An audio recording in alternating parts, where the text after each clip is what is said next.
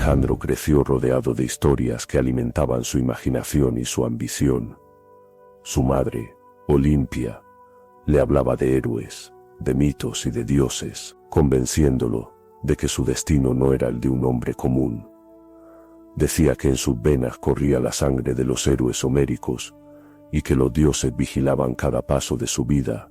Su padre, Filipo II, en cambio, le transmitía la visión práctica de un gobernante y guerrero. Le mostró cómo se organiza un ejército, cómo se disciplina a la tropa y cómo se conquista la lealtad de los hombres. Alejandro creció en la frontera entre dos mundos, la espiritualidad intensa de su madre y la política realista de su padre. El joven príncipe pronto se distinguió por su inteligencia y su valentía. No temía a nada ni a nadie. Cuando montó por primera vez a Bucéfalo, lo hizo con calma y perspicacia. Se dio cuenta de que el caballo se asustaba de su propia sombra, y girándolo hacia el sol, logró dominarlo. Su padre, emocionado, exclamó: «Hijo mío, búscate un reino digno de ti, porque Macedonia es demasiado pequeña para ti». Estas palabras quedaron grabadas en la memoria de Alejandro, como una profecía de lo que estaba por venir. En su juventud también se entrenó en el arte de la guerra.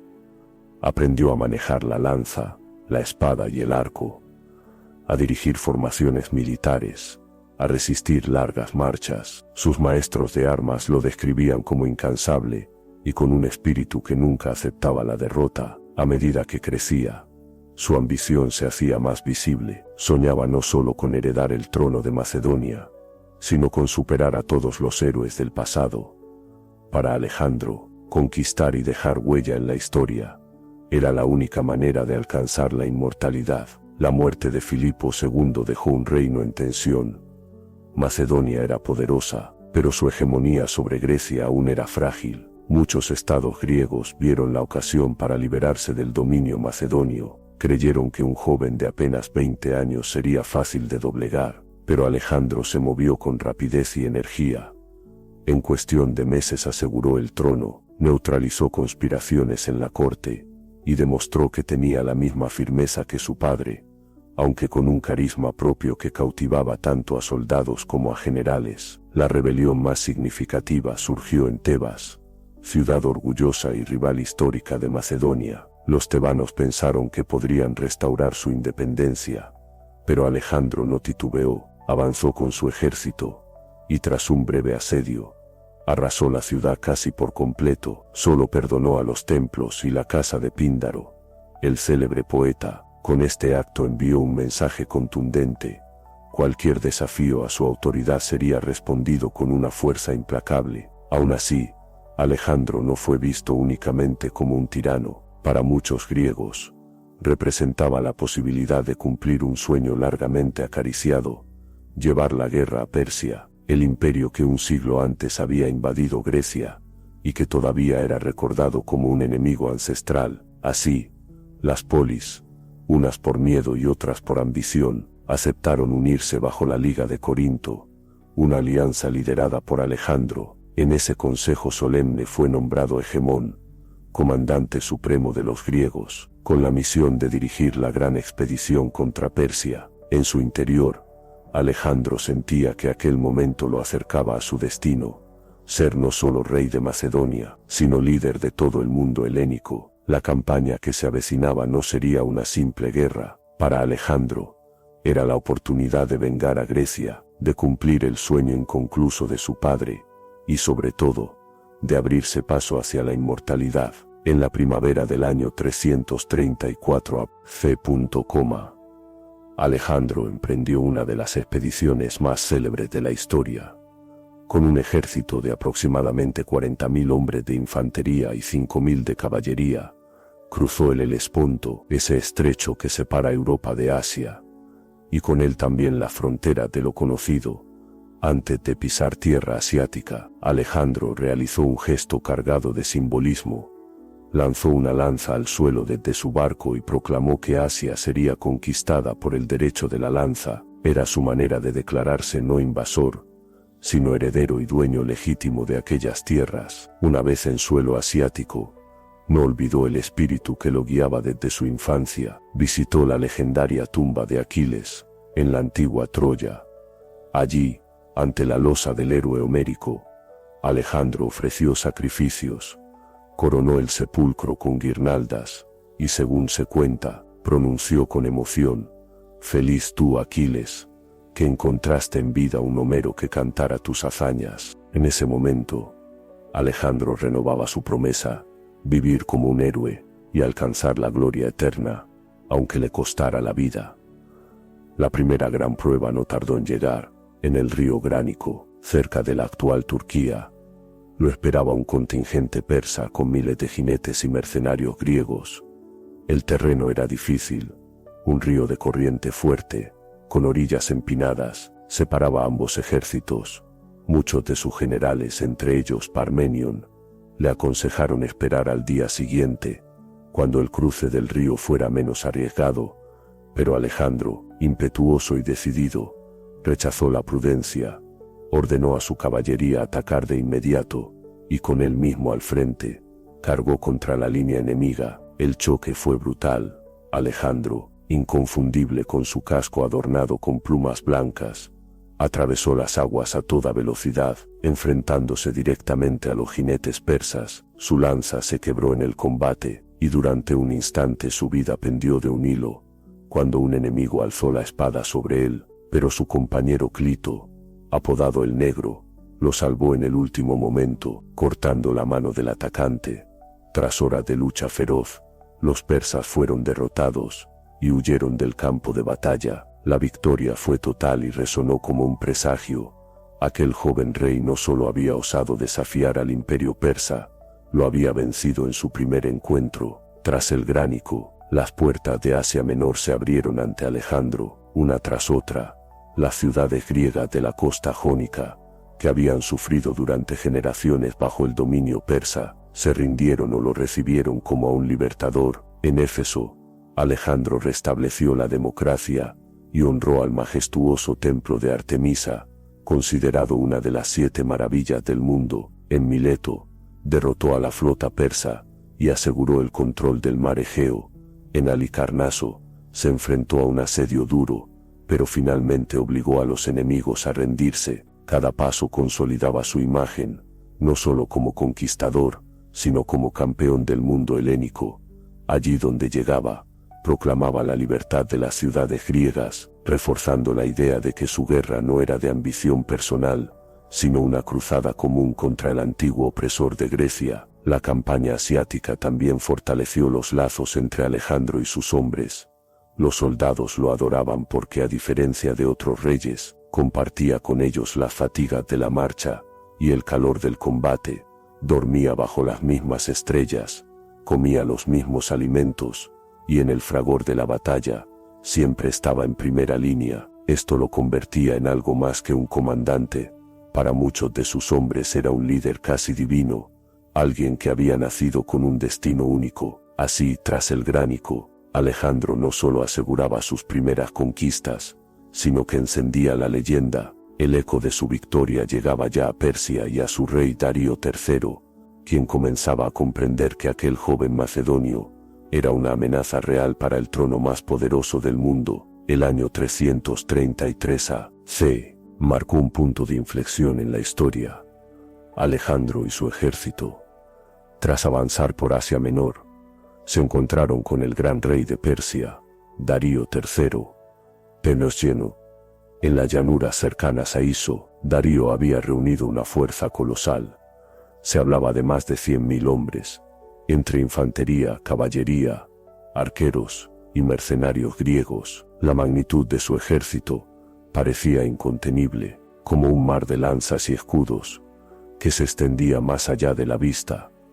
El propio Darío, confiado en su poder, se colocó en el centro del campo de batalla, rodeado de su guardia real, convencido de que aquel joven macedonio sería aplastado como una sombra efímera.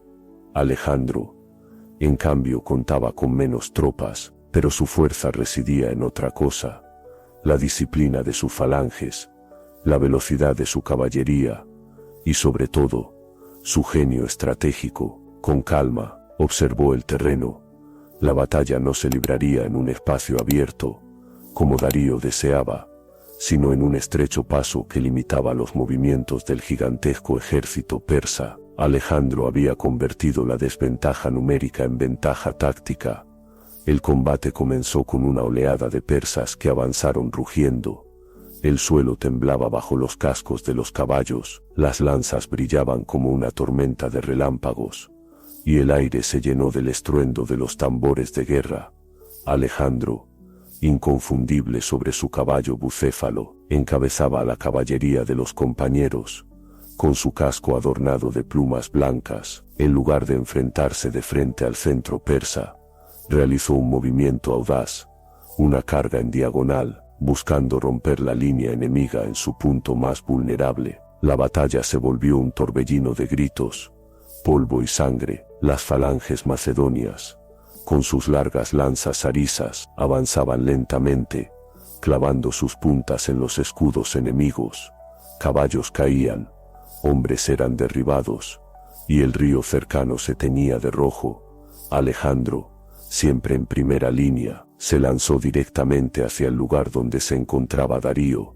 La visión del joven rey, avanzando con furia imparable, sembró el pánico en las filas persas. En medio del caos, Darío, aterrado, perdió el control, temiendo ser capturado o muerto, giró su carro de guerra y emprendió la huida, dejando atrás no solo a sus soldados, sino también a su familia, su madre, su esposa, e incluso a sus hijas. La imagen del gran rey huyendo fue devastadora para la moral de su ejército. El vasto ejército persa, al ver a su soberano escapar, se quebró. Miles abandonaron las armas y corrieron sin mirar atrás. La victoria fue completa. Alejandro, que podría haber tratado a la familia real como prisioneros de guerra, optó por un gesto inesperado. Las recibió con respeto y cortesía, no permitió que nadie las dañara, las llamó reinas, y las trató con el honor de su rango. Este acto, más que 1000 batallas, consolidó su prestigio. Para los griegos, fue la prueba de su nobleza. Para los persas, un signo de que Alejandro no era un simple invasor, sino un rey digno de gobernar. La victoria de Iso fue un terremoto político y militar. Alejandro había derrotado al gran rey en persona, algo impensable hasta ese momento. Su nombre comenzó a resonar no solo en Grecia y Asia Menor, sino en todas las cortes del mundo conocido. Tras la batalla, Alejandro se adueñó de inmensas riquezas, cofres de oro, armas, caballos y provisiones cayeron en sus manos. Pero lo más importante no fueron los tesoros, sino el mensaje. El imperio persa, hasta entonces invencible, podía ser doblegado. La fama de Alejandro se extendió como el fuego. En ciudades lejanas, los pueblos empezaron a hablar de él como de un héroe enviado por los dioses. Su ejército, fortalecido por la gloria y la recompensa, lo seguía ahora con una lealtad casi religiosa.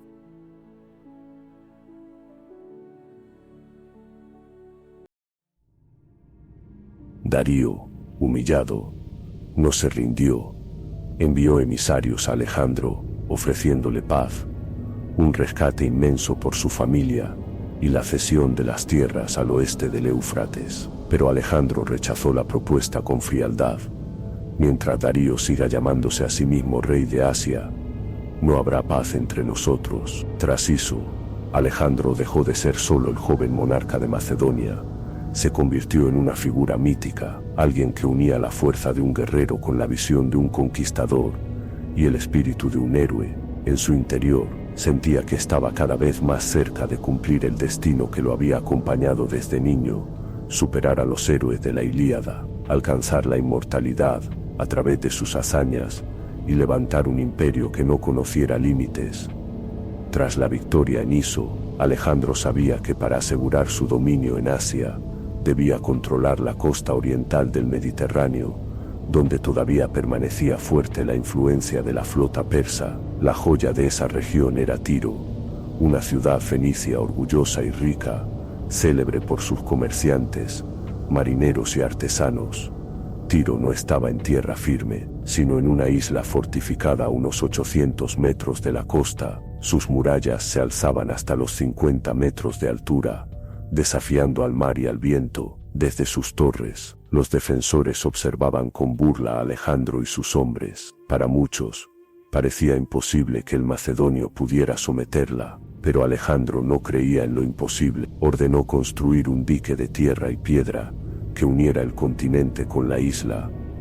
Día tras día, sus soldados y obreros lanzaban rocas al mar, levantando poco a poco un camino hacia la ciudad. Los tiros, viendo la amenaza, atacaban con barcos y proyectiles, incendiaban las máquinas de asedio, lanzaban flechas y piedras.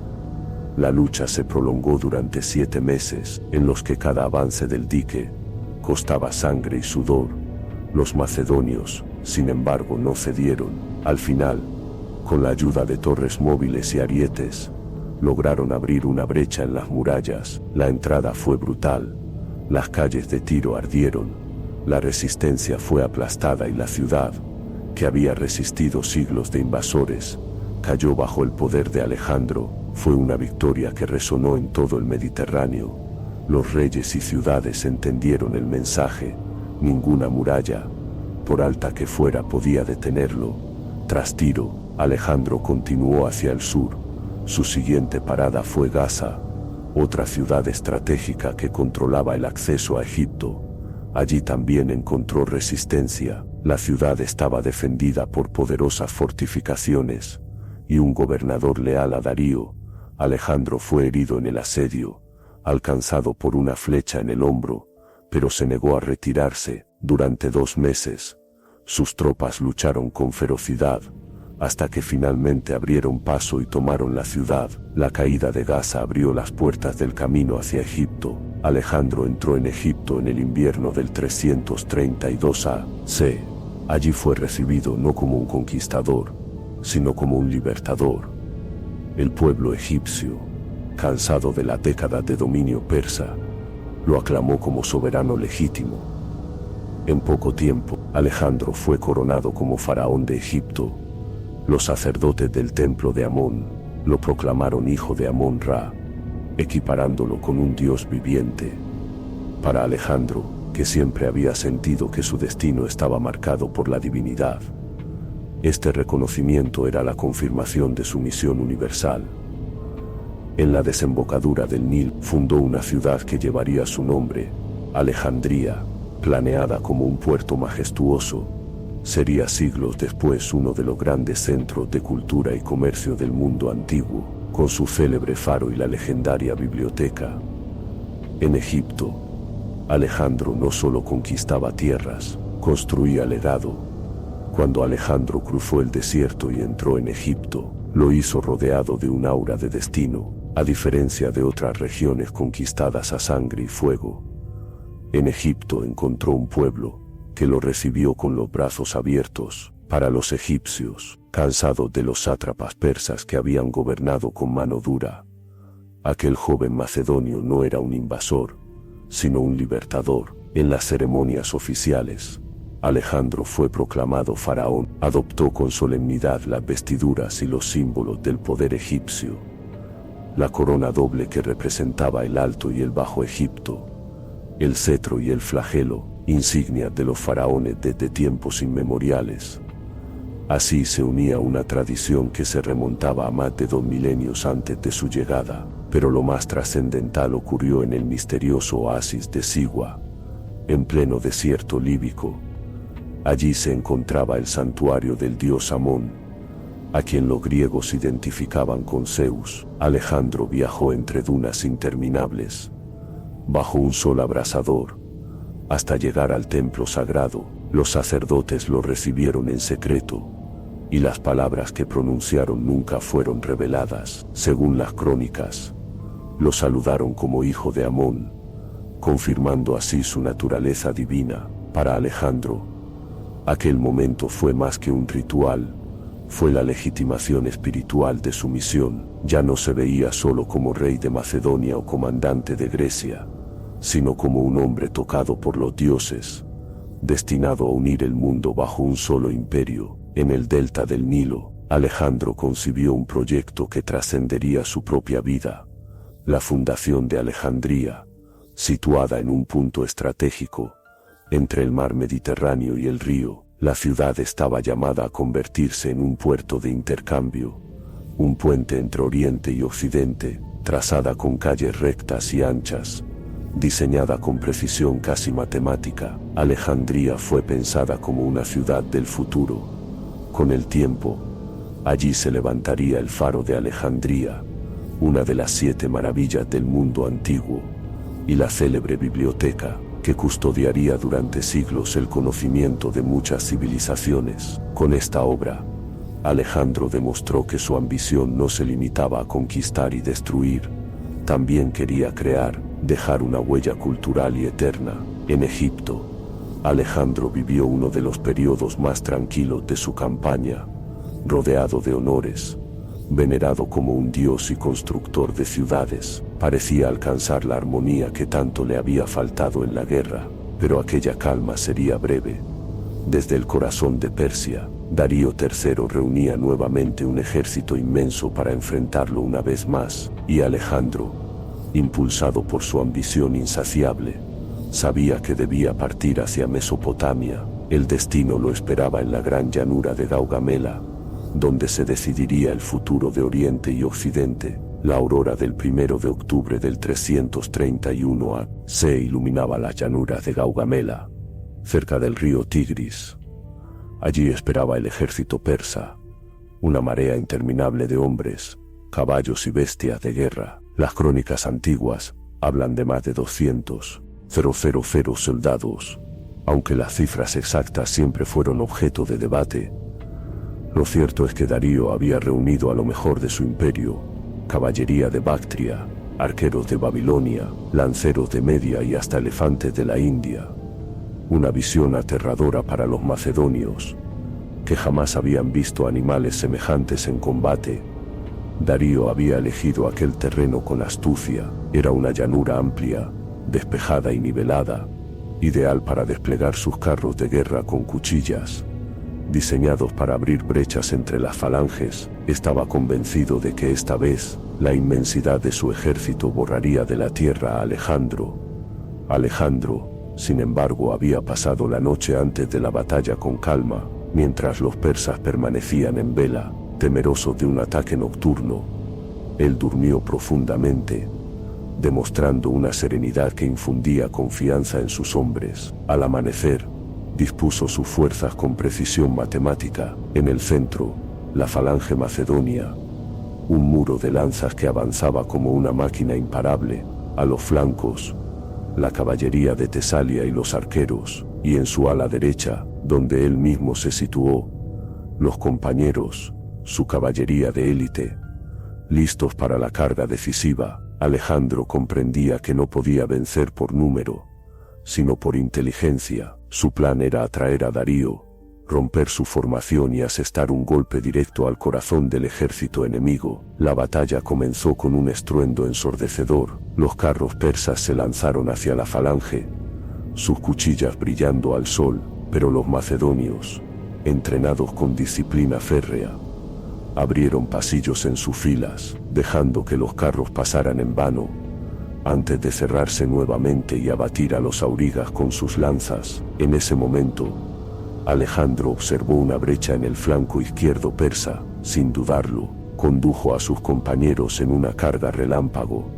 atravesando las líneas enemigas como una lanza arrojada por los dioses. La caballería macedonia llegó hasta el centro, directamente hacia donde se encontraba Darío. Al ver la figura de Alejandro aproximarse, con el casco resplandeciente y bucéfalo avanzando como una sombra imparable, el gran rey fue presa del pánico. Una vez más, Darío giró su carro y huyó, y con él se desmoronó la moral del gigantesco ejército persa. La huida del rey fue el punto de quiebre. El campo de batalla se convirtió en un caos de soldados dispersos. Algunos intentaban resistir, otros huían hacia las montañas o el río, mientras los macedonios, aunque exhaustos, continuaban avanzando sin piedad. Cuando la polvareda se disipó, el resultado era innegable. La victoria de Alejandro había sido total. El imperio persa, que durante siglos había sido el poder más grande de la tierra, se había derrumbado en un solo día. Alejandro no solo había vencido en combate, había destruido el mito de la invencibilidad persa, y se había proclamado de hecho, señor de Asia. Tras la batalla, Alejandro fue recibido como conquistador en Babilonia, una de las ciudades más ricas y majestuosas del mundo antiguo. Sus templos, jardines y palacios se abrieron ante él, y los pueblos de Mesopotamia lo reconocieron como soberano. Desde ese momento, Alejandro ya no era solo el rey de Macedonia, ni siquiera el líder de los griegos. Era el gran rey heredero del trono persa, dueño de un imperio que se extendía desde el Mediterráneo hasta las fronteras de la India. Pero para Alejandro, la victoria en Gaugamela no significaba el final, era apenas un peldaño más en su ambición infinita, llegar hasta los confines del mundo, donde el océano rodeaba la tierra y comenzaba la morada de los dioses. Tras la aplastante victoria en Gaugamela, las puertas del imperio persa estaban abiertas.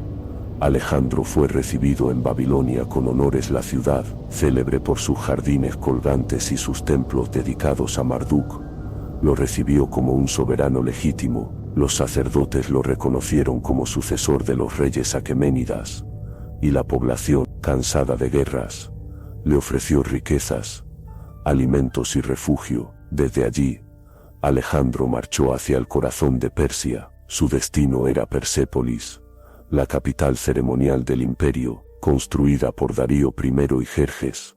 Persépolis era un símbolo del poder persa, con palacios sostenidos por enormes columnas, relieves que mostraban a delegaciones de todos los pueblos sometidos, y tesoros acumulados durante generaciones. Cuando Alejandro entró en la ciudad en el invierno del 330, contempló con asombro su grandeza.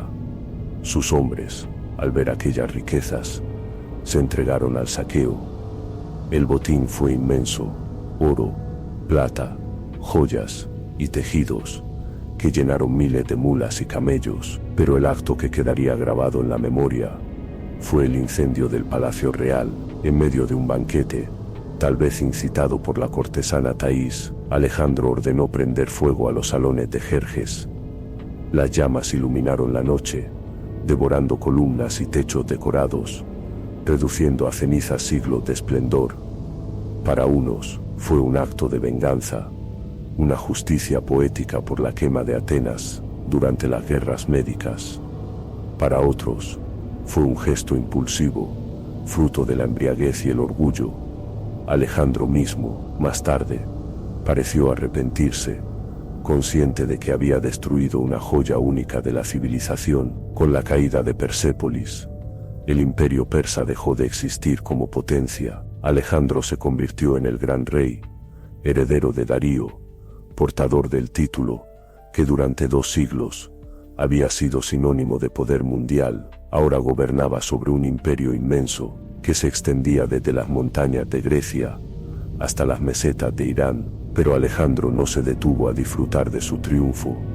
Para él, cada victoria era apenas un peldaño hacia algo más grande. Pronto dirigió su mirada hacia el este, hacia las lejanas provincias de Bactria y Sogdiana, y más allá hacia la misteriosa India. En su mente ardía la idea de llegar a los confines del mundo, de traspasar las fronteras conocidas, y descubrir lo que se hallaba donde los mapas se desvanecían en blanco. En aquel momento, Alejandro ya no era solo un rey, ni siquiera un conquistador. Era un hombre que se veía a sí mismo como figura divina, enviado por los dioses para unificar el mundo. Tras la caída de Persia, Alejandro no se conformó. Su espíritu no concebía límites. Creía que el mundo debía tener un centro bajo su mando, y que su destino era alcanzar los confines de la tierra, allí donde, según los mitos, el océano rodeaba el orbe y los dioses custodiaban sus fronteras. Condujo a su ejército hacia las regiones montañosas de Bactria y Sogdiana, territorios que hoy corresponden a Afganistán, Tayikistán y Uzbekistán. Eran tierras ásperas, de valles profundos, desiertos gélidos y fortalezas casi inaccesibles. Allí no lo esperaban ejércitos ordenados, sino guerrillas rebeldes que conocían cada roca y cada paso de montaña. La resistencia fue feroz. Alejandro tuvo que librar campañas agotadoras, combates en desfiladeros nevados y asedios prolongados, pero nunca cedió. Allí donde un enemigo se escondía, él lo perseguía con obstinación. Su disciplina y su capacidad de adaptación terminaron por doblegar incluso a estos pueblos indómitos. En medio de estas campañas, Alejandro conoció a Roxana, hija de un noble bactriano. La tradición cuenta que su belleza era tal que fue comparada con la de Afrodita. Alejandro no la tomó como botín de guerra, sino como esposa, en un matrimonio que unió simbólicamente Oriente y Occidente. Esta unión fue más que un gesto personal, representaba su visión política. Para Alejandro, no bastaba con conquistar, había que integrar, fundir culturas y pueblos en una sola comunidad universal. En estas regiones, Alejandro mostró un nuevo rostro. Ya no era solo el joven general que vencía en las llanuras, sino el constructor de un imperio mestizo. Fundó numerosas ciudades que llevarían su nombre, las Alejandrías, concebidas como enclaves militares y centros de comercio, pero también como puentes entre culturas. Fomentó matrimonios mixtos entre sus soldados y mujeres persas y orientales, para sellar lazos de sangre entre los conquistadores y los pueblos locales. Adoptó vestimentas y costumbres orientales, algo que desconcertó y hasta irritó a muchos de sus generales macedonios, quienes lo acusaban de abandonar sus raíces griegas. Pero Alejandro veía más allá. No deseaba ser rey de macedonios o griegos únicamente, sino señor de todos los pueblos bajo el sol. Su sueño era un imperio universal, donde las fronteras desaparecieran y Oriente y Occidente se unieran en un solo orden. Sin embargo, este proceso no estuvo exento de tensiones. Algunos de sus hombres murmuraban contra él, incómodos con sus costumbres persas y con la idea de compartir rango con extranjeros. La vieja guardia macedonia lo seguía por lealtad y admiración, pero en su interior comenzaban a crecer las semillas de la discordia. Alejandro, firme en su visión, no se detuvo. Su mirada ya estaba puesta más lejos, hacia un territorio aún más desconocido, aún más mítico: la India, la tierra de elefantes, selvas y ríos sagrados.